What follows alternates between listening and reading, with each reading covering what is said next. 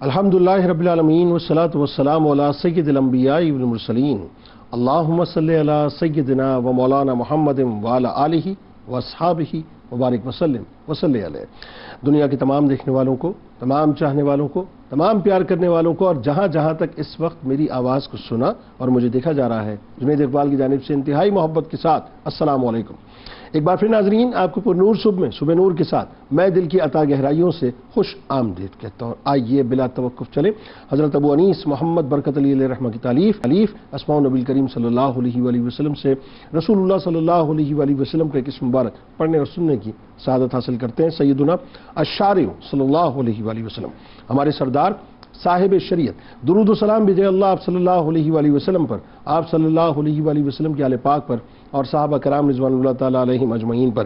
ارشاد باری تعالیٰ ہے کہ اور رشتہ دار، مسکین اور مسافر کو ان کا حق دو اور فضول نہ کرو۔ نبی کریم صلی اللہ علیہ وآلہ وسلم نے ارشاد فرمایا کہ سفر میں نماز قصر کی اجازت تم پر اللہ تعالیٰ کی ایک خیرات ہے، پس تم اس کی خیرات کو قبول کرو۔ انٹرسٹنگ موضوع ہے ناظرین، اور سبھی کا موضوع ہے، یعنی سفر کے آداب اور مسافروں کے حقوق پہ آج انشاءاللہ ہم بات کریں گے۔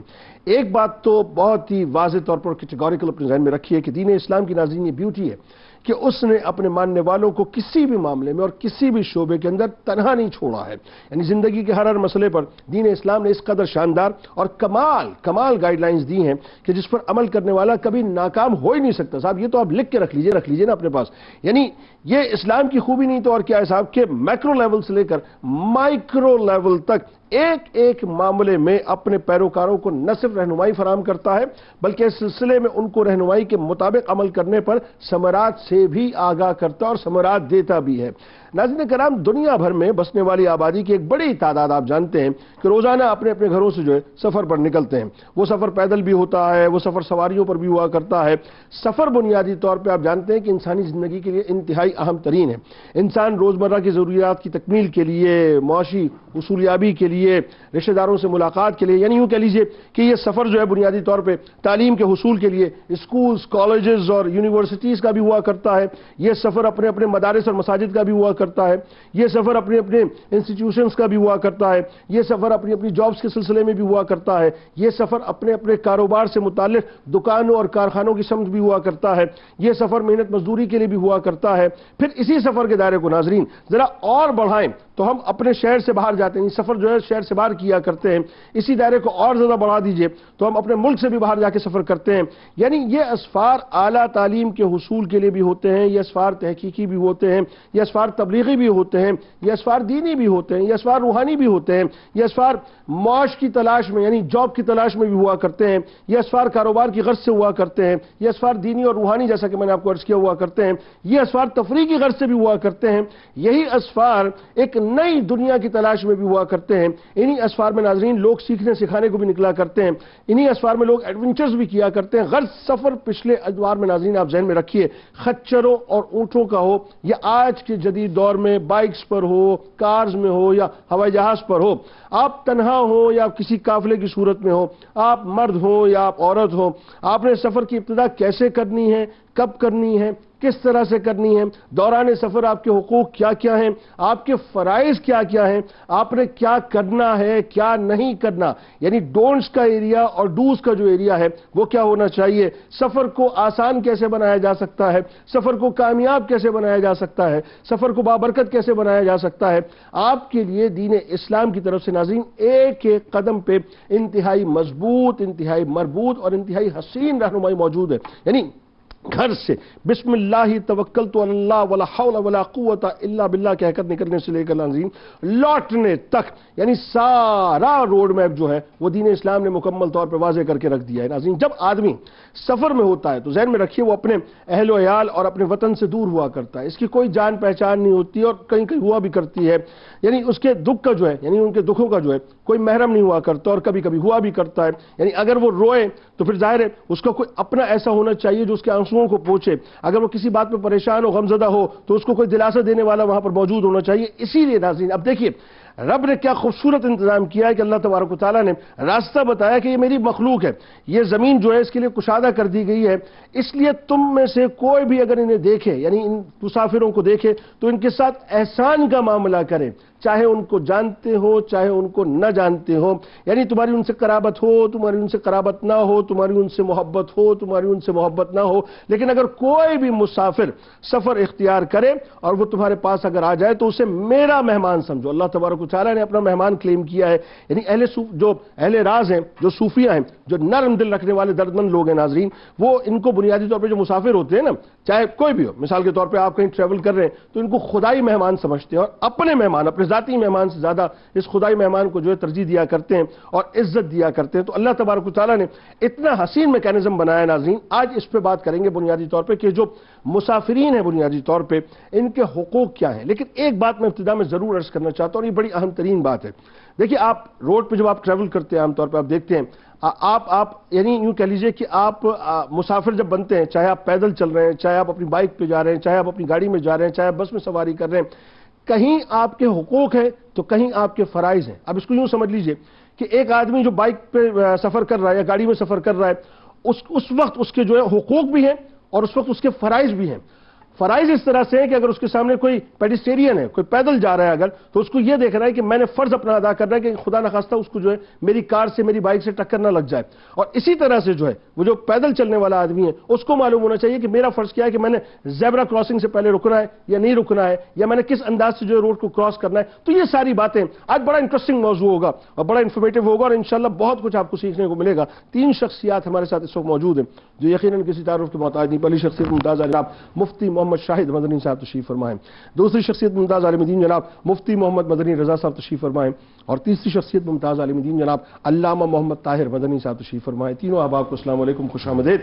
آغاز کرتے ہیں۔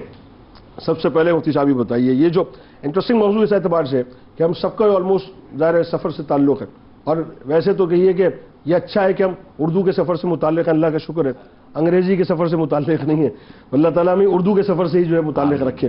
تو انفرادی یا اجتماعی سفر کے دوران قرآن نے جو بنیادی طور پہ مسافروں کے حقوق بیان کیے یہ بتائیے، اور خاص طور پہ وہ جو رعایتوں کی ہم بات کرتے ہیں مسافروں کے لیے کیا کیا فرمائیے، آغاز کیجیے۔ بسم اللہ الرحمن الرحیم۔ انتہائی اہم موضوع اس لیے ہے کہ ہر ایک سے اس کا تعلق ہے، بالکل ٹھیک، اور ویسے تو ایک سفر ایسا ہے جو ہر بندہ کرتا ہے جسے ہم کہتے ہیں سفر زندگی، جو ولادت سے شروع ہوتا ہے اور وصال پر ختم ہوتا ہے، جس کی پہلی دہلیز بچپن ہے، پھر جوانی ہے، اس سے پہلے نوجوانی ہے، پھر بڑھاپا ہے۔ واہ، بعض اوقات یہ سفر مکمل ہوتا ہے، بعض اوقات درمیان میں ختم ہو جاتا ہے، اور بعض اوقات ہمیشہ شروع ہوتے ہی ختم ہو جاتا ہے، تو تیار رہنا چاہیے۔ بالکل ٹھیک۔ سفر زندگی میں ایک سفر ہے جس کا آپ ذکر کر رہے ہیں، راستوں کو طے کرنا ٹھیک، اور کسی منزل تک پہنچنا۔ بالکل ٹھیک۔ سئل حکیم، کسی حکیم سے سفر کے بارے میں پوچھا گیا کہ یہ بتائیے کہ راستہ اہم ہے یا منزل؟ تو انہوں نے کہا کہ نہ راستہ اہم ہے نہ منزل اہم ہے، ہم سفر اہم ہے۔ واہ، یعنی آپ سفر کس کے ساتھ کر رہے ہیں؟ واہ واہ، اگر آپ کا ہم سفر اچھا ہے تو آپ کا سفر اچھا کرتا ہے، منزل نہ بھی ملے تو آپ پریشان نہیں ہوتے۔ اور بعض اوقات ایسا ہوتا ہے کہ آپ کا ہم سفر جو ہے، آپ نفیس الطبع ہیں اور آپ کا واسطہ کسی خبیث الطبع سے پڑ گیا تو آپ کے پورے سفر کا بیڑا غرق ہو جاتا ہے۔ اس کے ہمیں بڑے مشاہدات ہیں۔ میں مختلف اسفار چونکہ رہتے ہیں تو ایک بات عرض کرنا چاہوں گا کہ جتنے بھی اسفار ہیں ان میں سید الاسفار سفر مدینہ ہے۔ سبحان اللہ، سید الاسفار، بھائی کیا کہنے، یعنی اس سفر کی بات ہی اور ہے۔ واہ واہ، آپ کہیں چلے جائیں آپ کو وہ لطف نہیں ملتا جب آپ کو یہ خبر آتی ہے کہ میں نے جانب مدینہ روانہ ہونا ہے، بلاوا آ گیا ہے، تو اس کی کیا بات ہے۔ اسلام نے ہمیں ہر شعبے کے اندر رہنمائی دی ہے، اسی طرح اسفار کے حوالے سے بھی اسلام نے ہمیں رہنمائی عطا فرمائی۔ قرآن کریم فرقان حمید میں ایک مقام پر اللہ تبارک و تعالی نے فرمایا کہ وہ زمین میں سفر کیوں نہیں کرتے، سیر کیوں نہیں کرتے، تاکہ وہ عبرت حاصل کریں مختلف اقوام سے۔ اب اس میں مختلف قسمیں ہیں، آپ نے بھی ذکر کر دی کہ ایک سفر معاش ہوتا ہے، ایک سفر عبرت ہوتا ہے، ایک سفر سیاحت ہوتا ہے، ایک سفر معیشت ہوتا ہے، ایک سفر طلب علم ہوتا ہے، یہ مختلف اسفار ہیں۔ اور ان تمام اسفار میں جو بنیادی دو قسمیں ہیں وہ ملحوظ نگار ہیں. وہ بتائیے. ایک ہوتا ہے سفر حرام اور ایک ہوتا ہے سفر مباح. اچھا. سفر حرام اس سفر کو کہا جاتا ہے جو گناہ کی طرف ہو. جیسے بہت سارے لوگ گناہ کرنے کے لیے سفر کرتے ہیں, جیسے معاذ اللہ بھی نیو لائٹ کے لیے ٹکٹس بک کرائیں گے. تو کوئی بھی ایسا کام جو غیر شرعی ہے اگر اس کے لیے سفر کیا جا رہا ہے تو وہ حرام ہے. اور دوسری جو قسم ہے جس پر ہم بات کر رہے ہیں وہ سفر مباح ہے. وہ معیشت کے لیے بھی ہو سکتا ہے, معاش کے لیے بھی ہو سکتا ہے, سفر حج بھی ہے, سفر مدینہ بھی ہے, سفر طلب علم بھی ہے وغیرہ. ان اسفار کے اندر مختلف اعتبارات سے احکامات کو بیان کیا گیا.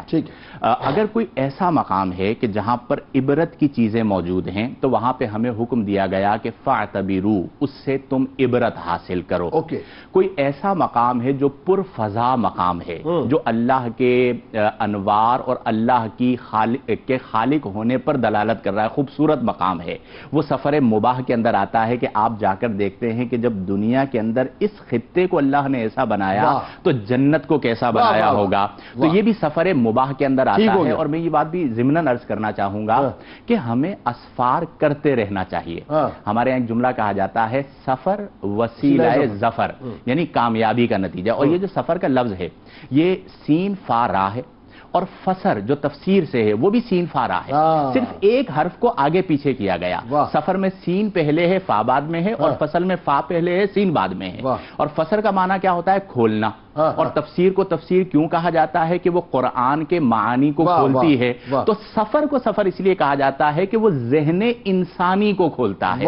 آپ مختلف قوموں سے ملتے ہیں, اقوام کا مشاہدہ کرتے ہیں, اور آپ براڈ مائنڈڈ ہوتے ہیں, اور آپ کی فکر میں تبدیلی آتی ہے. تو بالخصوص جو مفکرین ہیں ہمارے پاکستان کے, ان کے لیے بہت اہم ہے, معزز علماء کرام کے لیے بہت اہم ہے کہ آپ اسفار کریں. آپ مختلف میرا دل کر رہا ہے میں سفر شروع کر دوں. آپ اسفار کریں. جب آپ مختلف قوموں سے ملیں گے, ان سے ملاقات کریں گے, آپ کے ذہن میں تبدیلی آئے گی.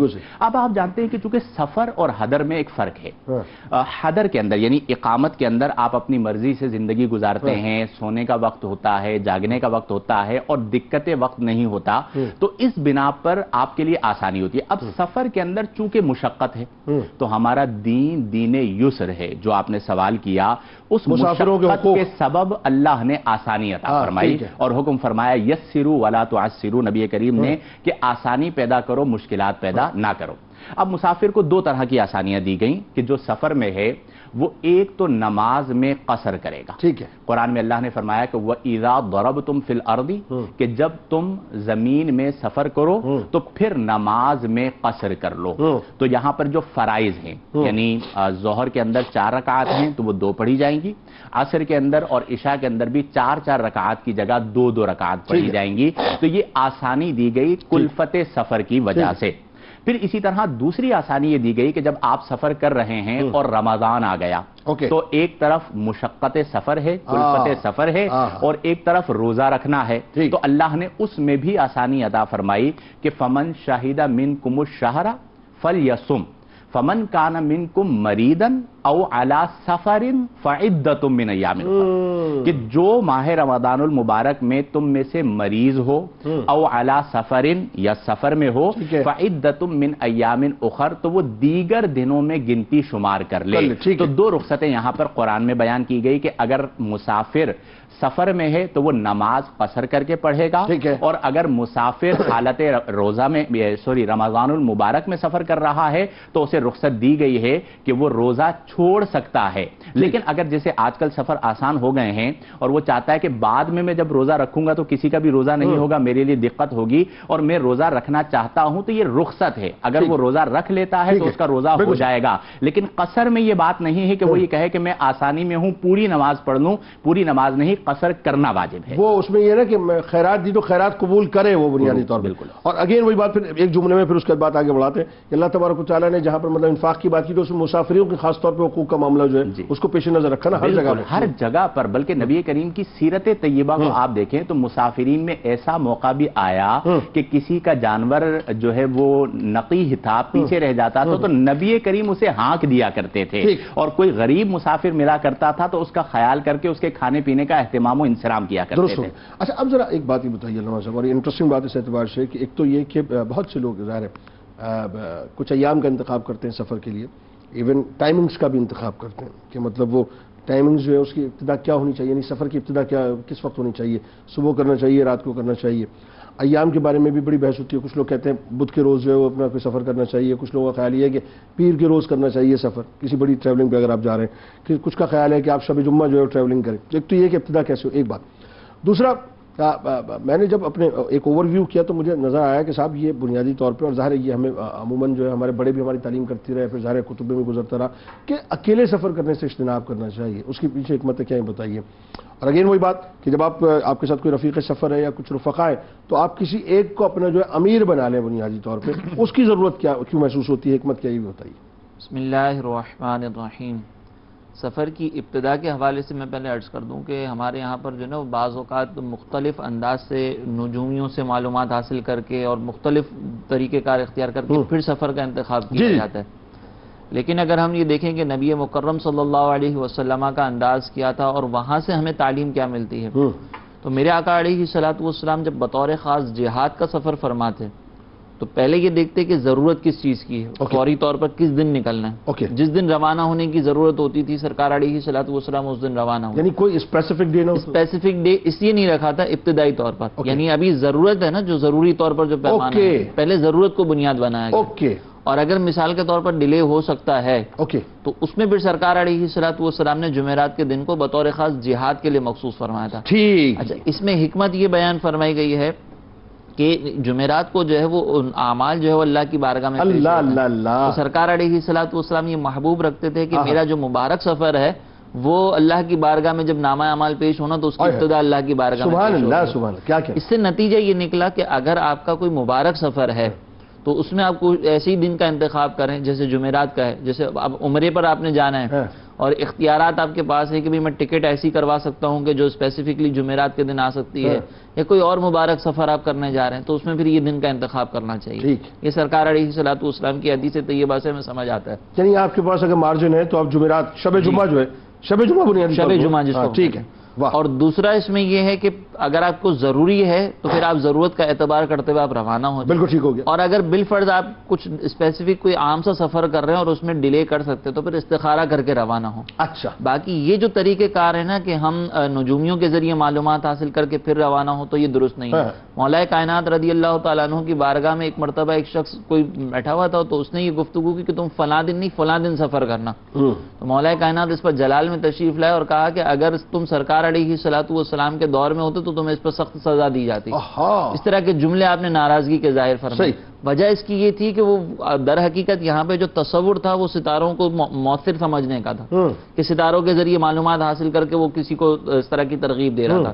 تو حضرت علی رضی اللہ تعالیٰ عنہ نے اس کا رد فرمایا. یار میں تو ایک بات سمجھتا ہوں بڑی, مجھے تو آپ کی بات سے ایک بات خیال آ گیا. ہم سمجھ نہیں پاتے جو دو نفل ہیں اس کی طاقت کیا ہے, اللہ کی بارگاہ میں دو نفل پیش کر کے یہ جو قدرت کا ایک نیویگیشن ہے اس کو اپنے ساتھ اٹیچ کیوں نہیں کر لیتے؟ بالکل ایسے ہی. اس سے بہتر استخارہ کیا؟ اگر آپ نے استخارہ کر لیا تو اللہ کی بارگاہ سے اپنے خیر کو طلب کیا پھر آپ ختم ہو گئی نا بات. تو یہ تو بات ہی ختم ہو گئی. تو پہلا تو یہ سفر کی ابتدا اس انداز سے کرنی ہے. اچھا, پھر اس کے بعد اگر ہم دیکھیں نا تو میرے آقا علیہ الصلوۃ والسلام کے بارے میں اللہ تبارک و تعالیٰ نے ارشاد فرمایا کہ عزیز علیہ ما عنتم حریص علیکم بالمؤمنین رؤوف الرحیم, کہ نبی کریم علیہ الصلوۃ والسلام پر جو ہے نا ہمارا مشقت میں پڑنا یہ گناہ گزرتا ہے اور ہماری بھلائی کے بہترین چاہنے والا ہے. تو میرے آقا علیہ الصلوۃ والسلام نے جب ہمیں تعلیمات عطا فرمائی نا تو اس میں یہ دیکھا کہ میرے چاہنے والوں کو, میرے ماننے والوں کو کوئی مشقت نہ ہو. سبحان اللہ. اس لیے ایسی نفیس تعلیمات ہمیں عطا فرمائی کہ سرکار علیہ السلام نے فرمایا کہ اگر کوئی یہ جان لیتا کہ تنہا سفر کرنے میں کتنی مشکلات ہیں جو کہ میں جانتا ہوں تو وہ کبھی بھی تنہا اور رات میں سفر نہ کرتا, اکیلے سفر نہیں کرنا, اکیلے سفر نہ کرتا. اب یہاں پر جو ایک بنیادی طور پر سرکار علیہ الصلوۃ والسلام کا یہ فرمان ہے, اس کا مقصد بنیادی طور پر یہ ہے کہ تنہائی میں چونکہ انسان کو بہت زیادہ مشقتوں کا سامنا ہوتا ہے، ٹھیک ہے، لہٰذا وہ تنہائی کے اندر سفر نہ کرے. لیکن یہ جو حکم ہے نا، یہ استحبابی حکم ہے، کوئی فرض نہیں ہے، فرض واجب نہیں ہے. تنہا اگر کوئی کرے گا، جیسے کہ ایک مرتبہ سرکار علیہ الصلوۃ والسلام سے ثابت ہے کہ آپ نے دحیہ کلبی رضی اللہ تعالیٰ عنہ کو کسی مقصد کے لیے تنہائی روانہ فرمایا تھا. تو اگر کوئی ضرورت ہو، کوئی صحیح مصلحت ہو، مشقتوں کا بہت زیادہ سامنا بھی نہ ہو، تو تنہا سفر کرنا جائز ہے. ٹھیک ہے، لیکن بہتر یہ ہے کہ ہم جو ہے وہ کسی کو اپنے ساتھ رکھ لیں. پرانے دور کے اعتبار سے آپ دیکھیں کہ جنگلات کا سفر تھا، پھر سواریاں ایسی تھیں جو مشقت والی تھیں، اور آج کے دور میں بھی ہم ایک دوسرے کو جو ہے یہ مشورہ دیتے ہیں کہ بھئی اگر لانگ ڈرائیو پر جا رہے ہو، زیادہ طویل سفر ہے، تو 2 ڈرائیور ساتھ ہونے چاہیے. بالکل صحیح ہے. کیوں 2 ڈرائیور ساتھ ہونے چاہیے؟ کہ ایک شخص جو ہے وہ طویل مسافرت پر وہ اپنی گاڑی چلائے گا تو وہ مشقت کا سامنا کر سکتا ہے. اسی طریقے سے اگر 2 افراد ساتھ ہوں گے، گاڑی اگر پنچر ہو گئی رستے کے اندر یا کوئی اور ایسا مشقت والا معاملہ ہوا، تو دونوں ایک دوسرے کے ساتھ مل کر جو ہے وہ تعاون کر لیں گے. تو یہ دنیاوی نقصانات کچھ ایسے ہوتے ہیں کہ جس پر سرکار علیہ الصلوۃ والسلام نے فرمایا کہ تنہا سفر نہ کریں. 1450 برس پہلے میرے سرکار نے فرمایا تھا. آپ یہ دیکھیں اور آج تک بھی ہم لوگ اس کے اوپر سبحان اللہ، قربان جاؤں سرکار. ایک تو یہ دنیاوی نقصان ہے، دوسرا اس میں دینی نقصان بھی ہوتا ہے. جب تنہا شخص سفر کر رہا ہوتا ہے نا، تو وہ تنہا شخص جماعت کے ساتھ نماز نہیں ادا کر سکتا. اسی لیے بعض مقامات پر سرکار علیہ السلام نے فرمایا کہ کم از کم 3 افراد ہونے چاہیے تاکہ جماعت جو ہے وہ اچھے انداز سے ادا ہو سکے. تو 3 افراد کا انتخاب کر لیا. اچھا، دوسری بات یہ کہ جب آپ سفر پر جا رہے ہوں تو ایک شخص کو امیر مقرر کر لیں. ہاں، یہ تیسری بات کہ اس کو آپ جو ہے نا وہ بطور امیر کسی ایک کو منتخب کر لیں.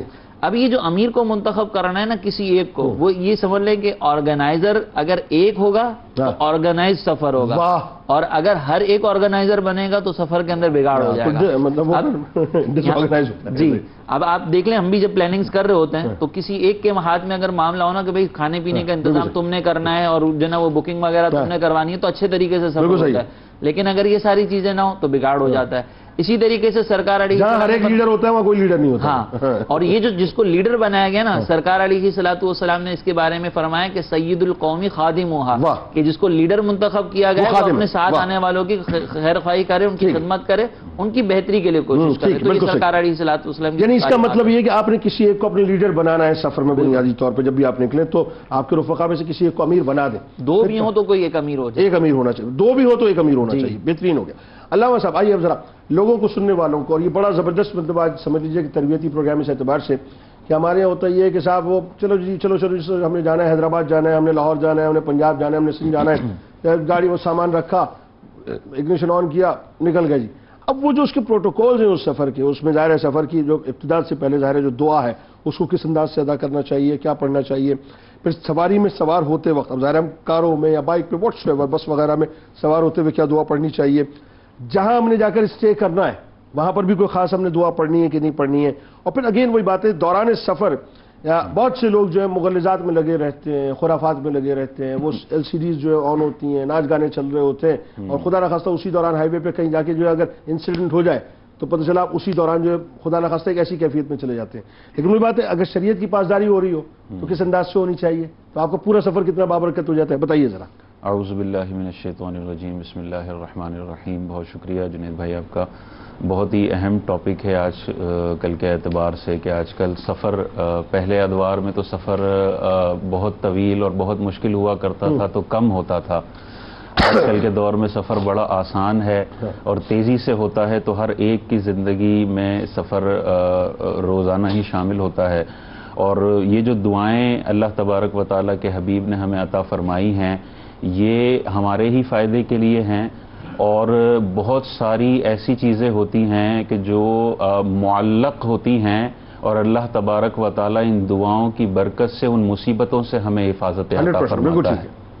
تو ان دعاؤں کی جو ہے وہ پیروی کرنی چاہیے. آقا کریم علیہ الصلوۃ والسلام نے جو دعائیں عطا فرمائی وہ بھی اسٹیپ بائی اسٹیپ عطا فرمائی ہیں کہ جب گھر سے باہر نکل رہے ہوں سفر کے لیے تو اس وقت کیا دعا کرنی ہے. آقا کریم علیہ السلام نے دعا ارشاد فرمائی، اللہم انی اعوذ بکا، اے اللہ میں تیری پناہ طلب کرتا ہوں. کس چیز سے پناہ طلب کرتا ہوں؟ ان اضل او اضل، کہ میں گمراہ ہو جاؤں یا گمراہ کیا جاؤں، او ازلہ او ازلہ، یا میں پھسل جاؤں یا پھسلایا جاؤں، او ازلما او ازلما، یا میں ظلم کروں یا مجھ پر ظلم کیا جائے، او اجہلا او یجہلا علیہ، یا میں جہالت کا مظاہرہ کروں یا مجھ پر جہالت کو مسلط کر دیا جائے۔ کتنی کمپریہنسو دعا، کتنی کمپریہنسو، ہر اعتبار سے کور کیا کہ نہ میں گمراہ ہوں نہ گمراہ کروں، اور نہ مجھ پر جہالت مسلط ہو، اور نہ میں دوسروں کے لیے جہالت کا باعث اور سبب بنوں۔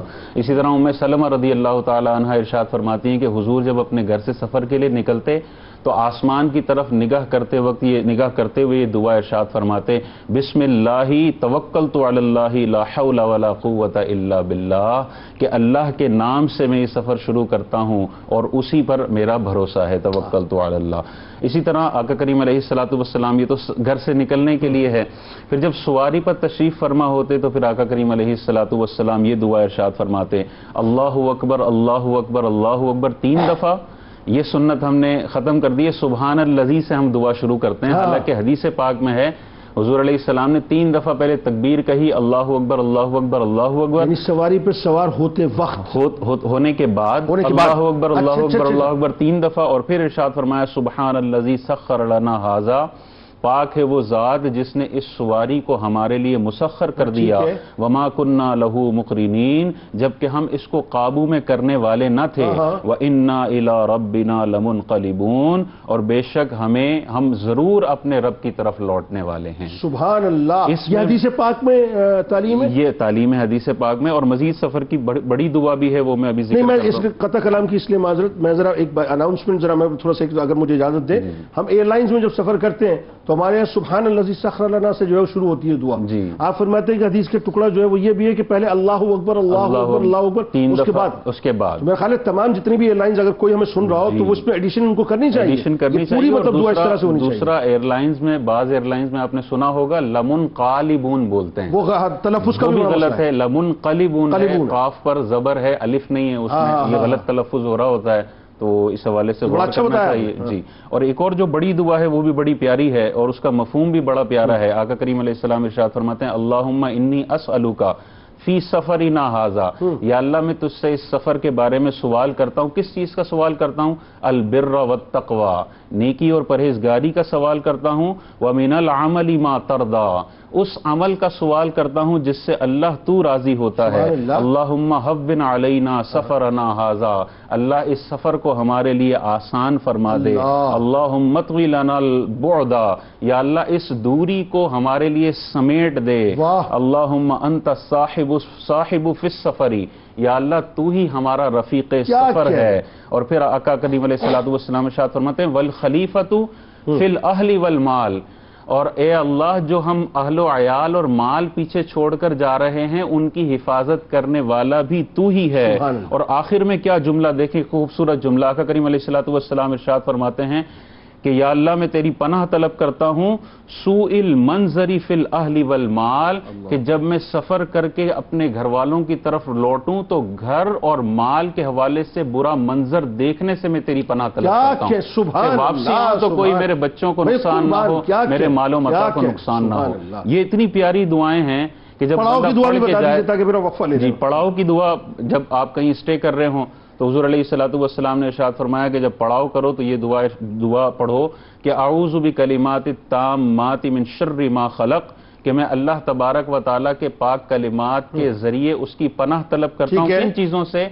ہر اس چیز اللہ تعالیٰ کی مخلوق میں جو شر ہے اس سے میں پناہ طلب کرتا ہوں۔ حضور ارشاد فرماتے ہیں جب تک اس جگہ پر یہ بندہ پڑاؤ کرتا رہے گا اللہ تبارک و تعالیٰ کی حفظ و امان میں رہے گا۔ اس میں یہ بات بھی آ گئی کہ اس میں اور احتیاط کی، بہت سے لوگ ایسے ہوتا ہے کہ جب ہائی وے وغیرہ پر ٹریول کر رہے ہوتے ہیں تو ڈھابوں پر رک کر کبھی چائے پی لیتے ہیں، کبھی کھانا کھا لیتے ہیں، تو وہاں بھی یہ دعا پڑھ لینی چاہیے۔ یعنی ایک شارٹ اسٹے ہے آپ کا اور ایک آپ کا لانگ اسٹے ہے، جہاں آپ نے جا کے اسٹے کرنا ہے، رکنا ہے، وہاں بھی یہ دعا آپ کو پڑھنی چاہیے۔ بہت کمال، بہت کمال، بہت خوبصورت۔ ناظرین ہمارے ساتھ جڑے رہیے، کتنی انٹرسٹنگ باتیں اس وقت علماء کرام فرما رہے ہیں، اور یقین مانیے بہت سی ایسی باتیں جو میرے بھی علم میں نہیں تھی، جو فرسٹ ٹائم میں سن رہا ہوں۔ ابھی مزید اور باتیں اور ایسی خوبصورت اور اتنی انفارمیٹیو باتیں، ہمارے ساتھ جڑے رہیے۔ سرکار علیہ السلام کی بارگاہ میں درود پاک کا نذرانہ پیش کیجیے، ان کی آل کی بارگاہ میں درود پاک کا نذرانہ پیش کیجیے۔ لوٹ کے انشاءاللہ گفتگو کا آغاز یہیں سے کرتے ہیں۔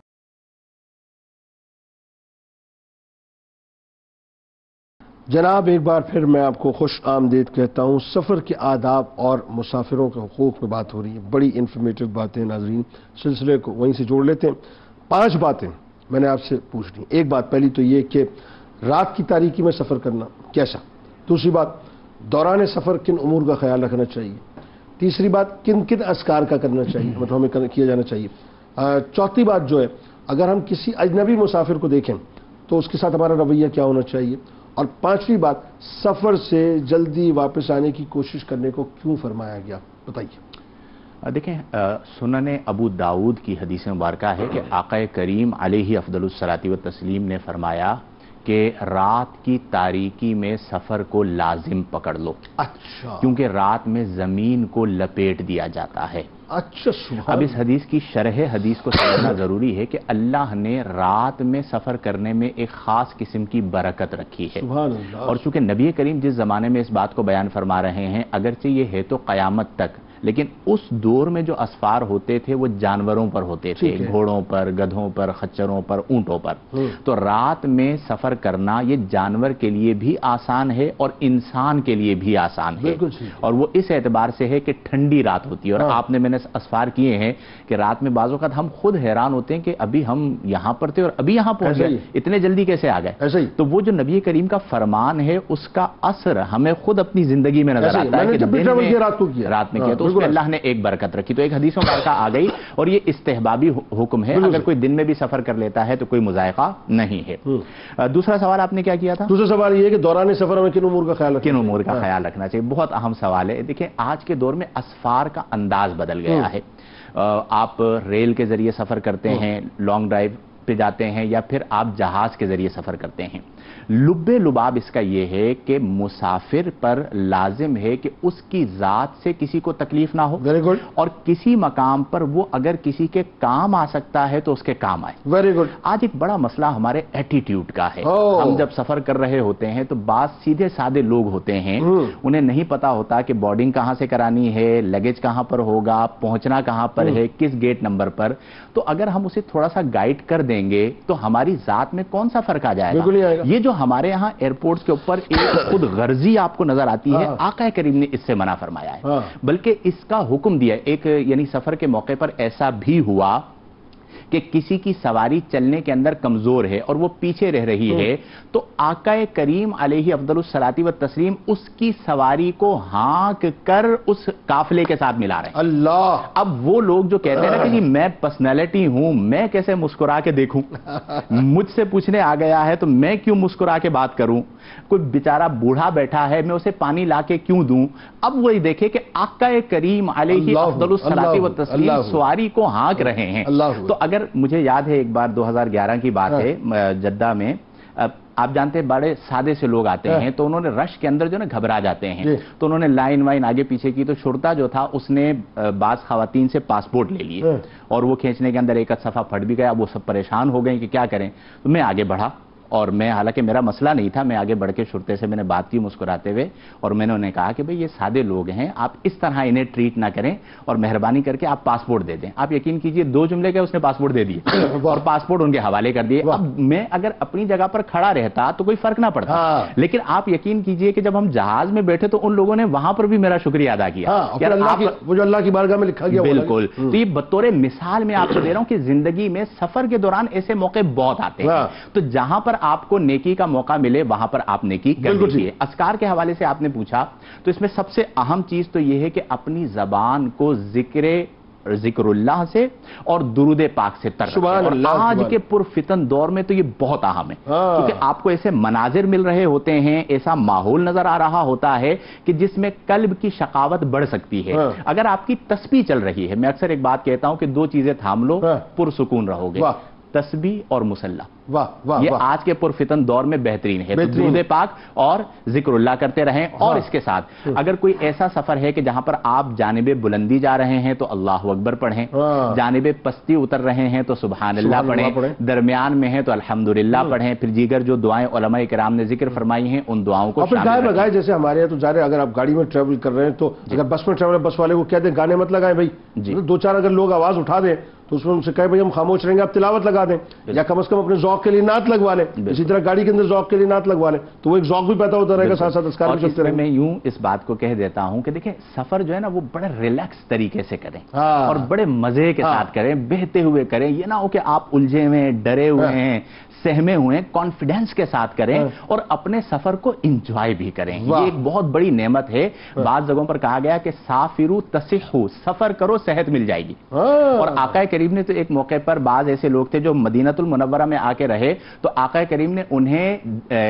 جنگل میں جا کر رہنے کا حکم دیا چونکہ ان کے مزاج ایسے تھے تاکہ اس مزاج کی وجہ سے انہیں صحت مل جائے۔ تو سفر جو ہے نا وہ آپ کی کیفیت کو بدل دیتا ہے۔ دو باتیں ایک تو یہ کہ کسی اگر اجنبی مسافر کو کوئی شخص دیکھے، ہوتا ہے نا آپ ٹریول کر رہے ہوتے ہیں، آپ کو بہت سے لوگ ٹکراتے ہیں، تو وہ جو ٹکراتے ہیں ان کے بھی آپ میں سوال کر رہا ہوں، ان کو بیسیکلی کیا مطلب کرنا چاہیے ان کے لیے؟ اور تیسری جو اہم ترین بات ہے وہ یہ کہ سفر جو ہے اس کے بارے میں فرمایا گیا کہ جلدی واپس کرو، جلدی کی کیا حکمت ہے؟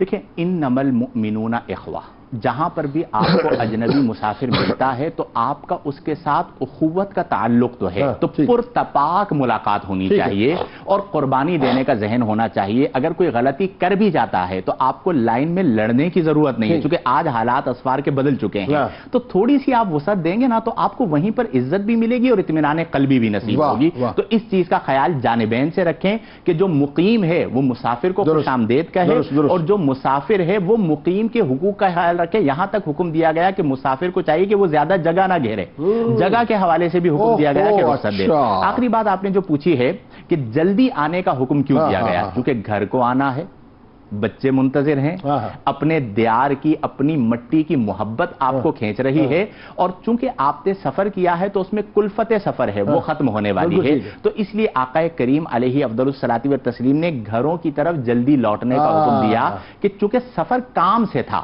جب تمہارا کام ہو گیا یا تم نے مشاہدات کرنے تھے، مشاہدہ ہو گیا تو اب گھر کی طرف لوٹو۔ اور آپ دیکھیں کہ جب گھر کی طرف لوٹنا ہوتا ہے تو اس کی ایک اپنی محبت ہوتی ہے، ایک اپنی الفت ہوتی ہے، گویا کہ آپ کا ملک جو آپ کی مٹی ہے اور آپ کا گھر، آپ کی امی، آپ کے ابو، آپ کے بچے، آپ کے گھر والے آپ کو اپنی طرف کھینچ رہے ہوتے ہیں۔ اور چونکہ سفر میں بعض اوقات حادثاتی موت ہوتی ہے تو آقا کریم نے اس سے پناہ مانگی، حادثاتی موت سے۔ تو جب آپ کا کام ہو گیا تو آپ جلد از جلد گھر پہنچیں، انشاءاللہ سفر بھی برکت والا ہوگا اور حیدر بھی برکت والا ہوگا۔ اچھا اب ذرا یہ بتائیے علامہ صاحب کہ سفر سے ظاہر ہے مطلب واپسی پہ پڑھی جانے والی بہت سی دعائیں ہوتی ہیں اور ان دعاؤں کا اہتمام بھی ہونا چاہیے، کیونکہ ظاہر جس اہتمام کے ساتھ آپ گئے ہیں اس اہتمام کے ساتھ آپ کو واپس بھی آنا چاہیے۔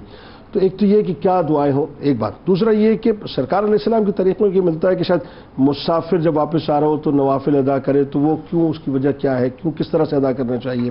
اور خاص طور پہ جو گھر والے، اب ظاہر ایک آدمی اگر مثال کے طور پہ ایک لمبی جرنی پہ گیا ہے اور ایک لمبا ٹریولنگ مطلب کرنے کے بعد جب وہ واپس آیا ہے تو ایک طویل مسافرت کے بعد جب وہ گھر پہنچے تو گھر والوں کا اس کے ساتھ رویہ کیا ہونا چاہیے؟ اور ساتھ ساتھ یہ بھی بتائیے کہ جو آج کل ایک بڑی ڈیبیٹ جنریٹ ہو گئی ہے یہ عورتوں کے اسفار کے حوالے سے، اس حوالے سے بھی ذرا بتائیے۔ بسم اللہ الرحمن الرحیم۔ میرے آقا علیہ الصلوۃ والسلام کی حیات طیبہ ہے نا، اس میں ہمیں احساسات، جذبات اور پھر جو ایک عام آدمی بھی جو نفیس الطبع ہوتا ہے نا وہ ان چیزوں کو فیل کرتا ہے۔ جیسے کہ ابھی حضرت نے فرمایا نا کہ جب ہم واپس لوٹتے ہیں تو لوٹتے وقت وطن کی محبت، گھر کی محبت ہمیں کھینچتی ہے۔ تو میرے آقا علیہ الصلوۃ والسلام کا انداز مبارکہ یہ تھا کہ جب آپ مدینہ طیبہ کے قریب ہوتے تھے نا تو اپنے چہرے پر اگر کوئی چادر وغیرہ ہوتی تھی تو اس کو ہٹا دیا کرتے تھے، اور مدینے کی مٹی جب آپ کی بارگاہ میں حاضر ہوتی تو سرکار علیہ السلام چہرے سے اس کو مل لیا کرتے تھے اور کہتے تھے مجھے اپنے وطن کی خوشبو آ رہی ہے۔ تو یہ سرکار علیہ الصلوۃ والسلام کے احساسات سے اظہار ہوتا ہے اس طرح کہ ایک عام آدمی جو نفیس الطبع ہوگا نا وہ بھی یہ فیل کرے گا، اور سرکار علیہ الصلوۃ والسلام نے اس پر عمل کر کے ہمارے لیے تعلیم بھی فرما دی کہ آپ یہ عمل کریں، میری سنت ہے۔ اچھا دوسری بات یہ کہ ہم جب بھی سرکار علیہ الصلوۃ والسلام کی دعائیں دیکھتے ہیں تو ہر دعا کے اندر آپ کو یہ بات ضرور نظر آئے گی کہ اس میں بھی احساسات ہیں، اس میں بھی یہ چیز ضرور مد نظر رکھی گئی ہے کہ اس دعا سے میری کنیکٹیوٹی، اس چیز سے میری کنیکٹیوٹی اللہ تعالیٰ سے کتنی ہو رہی ہے، ہم آپس کے تعلقات کیسے اچھے کر سکتے ہیں۔ تو سرکار علیہ الصلوۃ والسلام کی دعاؤں میں آپ کو یہ چیز ضرور نظر آئے گی۔ آپ دیکھیں سفر کی ابتدا ہو رہی ہے تو فرمایا سبحان الذی سخر لنا ھذا، پاک ہے وہ ذات جس نے اس سواری کو ہمارے لیے مسخر کیا، احساس دلایا کہ یہ سواری تمہارے قابو میں آنے والی نہیں تھی، آج کے دور کے اندر بھی یہ سواری جو ہم تیار کرتے ہیں، اگرچہ یہ انوینٹڈ ہے، لیکن یہ جو انوینٹڈ چیز ہے کیا یہ ہماری اپنی صلاحیت ہو سکتی نہیں؟ تو سرکار علیہ السلام نے فوراً احساس دلا دیا کہ تم اگر سواری پر سوار بھی ہو رہے ہو نا تو اس بات کا احساس کرو اس رب نے دی. ہزاروں ٹن لوہا ہوا میں اڑ رہا ہوتا ہے. میں تو ہر ہفتے ٹریول کر رہا ہوں نا، لاہور کراچی ہزاروں ٹن میں تو اللہ کی شان ہے جی، اللہ کی شان ہے. تو یہ سرکار علیہ السلام نے صرف متوجہ کیا. اسی طریقے سے ہم کھانا کھا رہے ہوتے ہیں تو وہاں پر سرکار علیہ السلام نے اگر دعوت کھا رہے ہو تو وہاں پہ دعا الگ فرمائی، کھانے کے بعد کی دعا الگ فرمائی کہ اللہ اس کو کھلا پلا جس نے ہمیں کھلایا پلا. تو اسی طریقے سے جب آپ سفر سے لوٹ رہے نا تو یہاں پر کنیکٹیوٹی کیا ہے؟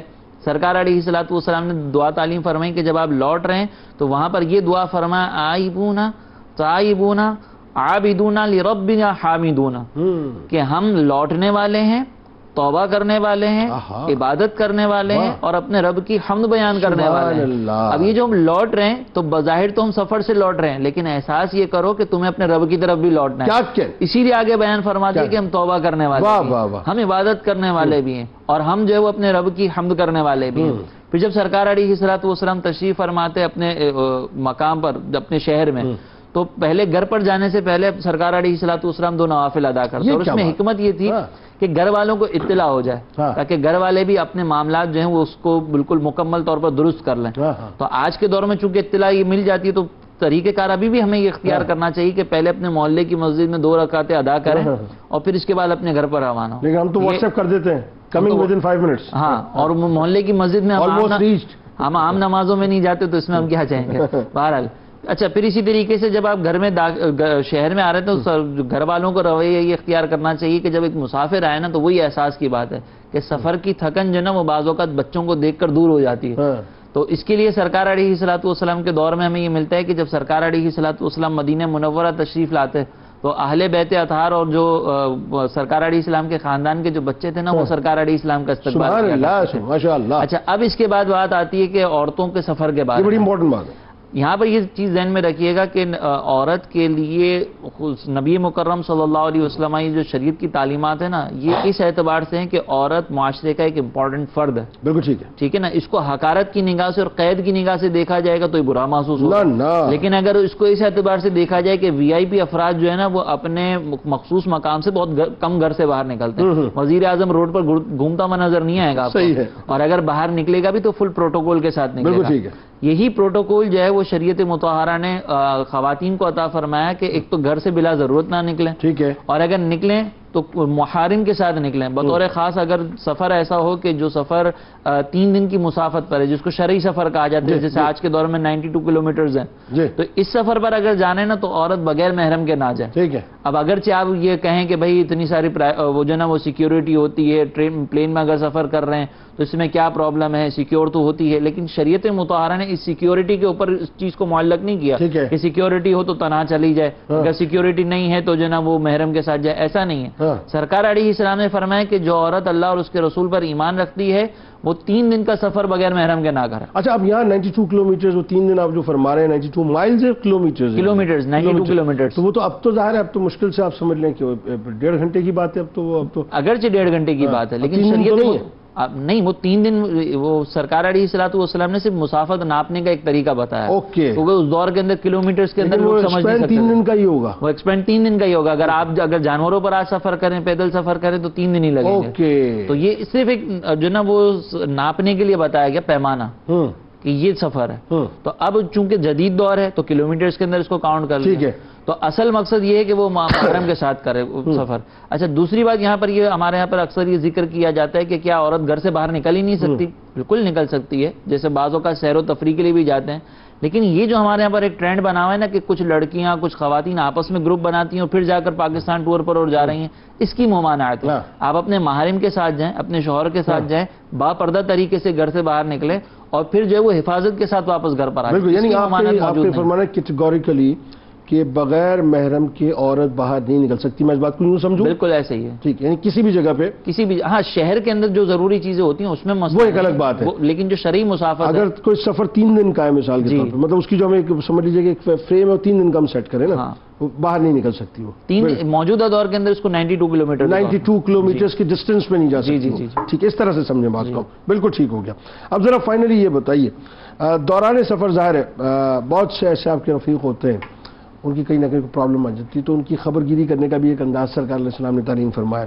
دوسرا یہ کہ اگر آج بھی بہت سے گاؤں گوٹس میں انٹیریئر میں آپ چلے جائیے یا انٹیریئر پنجاب میں چلے جائیے تو اب بھی لوگ جو ہے مطلب وہ اپنا جانوروں پر سفر کیا کرتے ہیں. اب بھی ظاہر ہے وہ ٹریڈیشن ہے، لیکن اگر ہم شہروں کی بات کریں تو یا موٹر سائیکلز کا استعمال ہوتا ہے یا کاروں کا استعمال ہوتا ہے.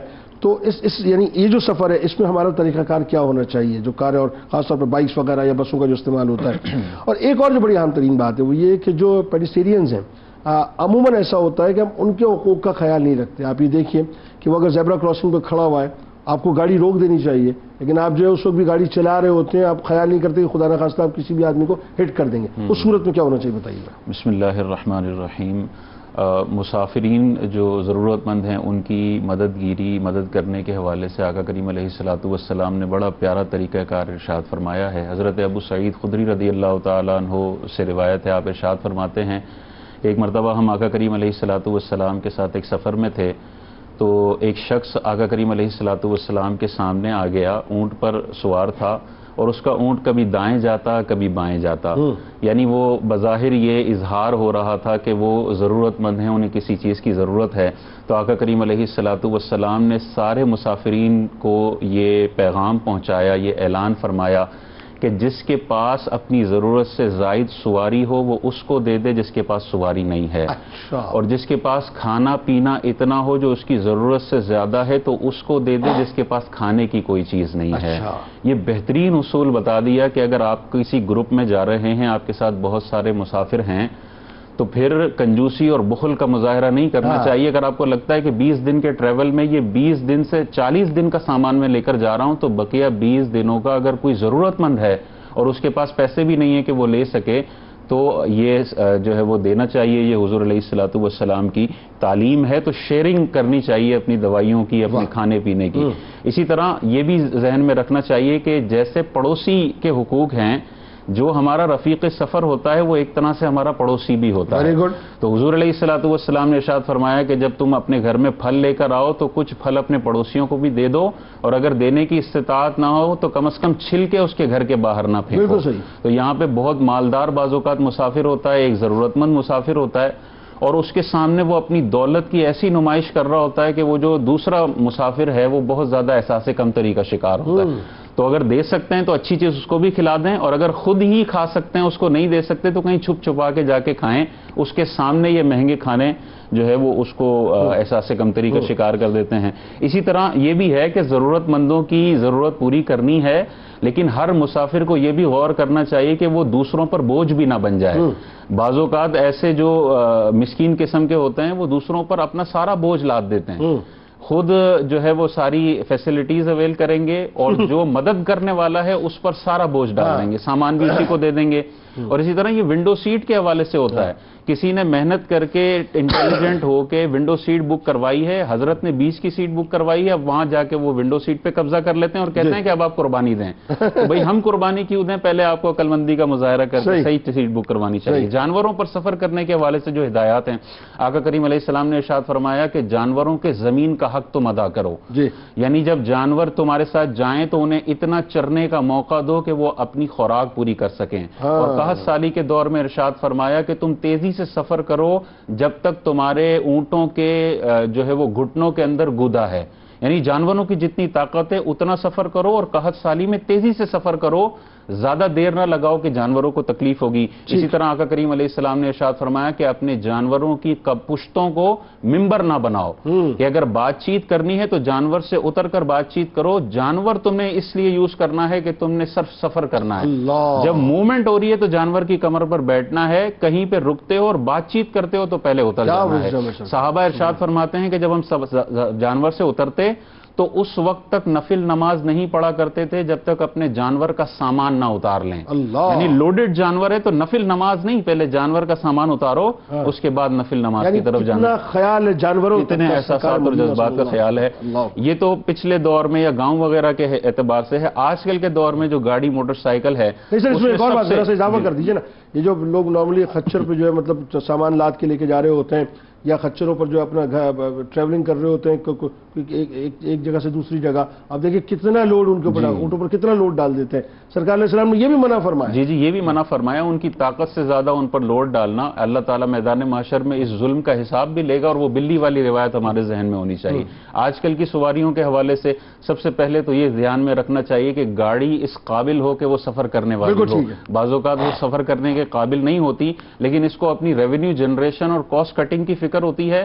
ایک ڈرائیور پیچھے 50 جانوں کی زندگیوں کا جو ہے وہ سودا کر کے موٹر وے پر 100 کی سپیڈ سے جا رہا ہوتا ہے اور ٹائر ایکسپائر ہوئے 6 ماہ ہو چکے ہوتے ہیں. تو اس حوالے سے غور کرنا چاہیے. اسی طرح سواری کا یہ بھی حق ہے کہ ہم اگر کسی جہاز میں یا بس میں بیٹھے ہوئے ہیں تو بعض اوقات اس کی بہت ساری چیزوں کو خراب کرنے کا سبب بنتے ہیں. اسی طرح رینٹا کار اور کمپنی مینٹین کار کے حوالے سے غور کرنا چاہیے. اس میں ہم سمجھتے ہیں مال مفت ہے اور دل بے رحم ہے، اتنی بے دردی کے ساتھ اس کا استعمال کرتے ہیں. یہ سارا ناجائز ہے اور میدان محشر میں اس اسراف پر اور اس مال کے ضیاع پر اس کا حساب دینا پڑے گا. میرا دل کر رہا ہے میں مزید آپ کو سنوں، لیکن وقت ختم ہو گیا. بہت شکریہ آپ تینوں آپ کا تشریف لائے، لیکن بڑی انٹرسٹنگ گفتگو رہی. آخر میں جاتے ہوئے صرف ایک جملہ عرض کرنا چاہتا ہوں. بہت سے لوگ ٹریولنگ کرتے ہوئے بڑا ان کو بعد میں جا کے ہوش آتا ہے، گاڑی سٹارٹ کرتے ہیں، نکل بھی جاتے ہیں، سب کچھ ہو جاتا ہے، نہ ٹائر کی ہوا چیک کراتے ہیں، نہ ریڈیٹر کا پانی چیک کرتے ہیں. تو بھیا جب بھی نکلا کریں، یہ میری خاص طور پر نصیحت ان نوجوانوں سے جن کے پاس وقت نہیں ہوتا. آج کل تو وقت نہیں ہے نا ہمارے پاس. تو سب سے پہلے جا کے ٹائر چیک کروایا کریں اپنے کہ اس کی ہوا پورے مطلب چاروں ٹائروں کی ہوا پراپر ہے. ریڈیٹر کا پانی پراپر چیک کیا کریں، اس کا آئل خاص طور پر چیک کیا کریں. اس کے بعد کسی سفر پہ جو طریقہ کار جو سنت طریقہ بتلائے نا اس پہ عمل کرتے ہوئے نکلیں. انشاءاللہ ہمیشہ برکت ہی برکت رہے گی اور خیر رہے گی. کتاب الشفا سفر کی آسانی کا وظیفہ آپ کو بتلا دیتے ہیں کہ اگر کوئی شخص سفر پر روانہ ہونے لگے تو 7 بار اللہ تعالیٰ کا اسم گرامی یا فتاح پڑھ کر اپنے آپ پر دم کر لے تو اللہ تبارک و تعالیٰ اس کا سفر جو ہے انشاءاللہ آسان کر دے گا اور ہر قسم کی سفر کی تنگی جو ہے اس سے محفوظ رکھے گا.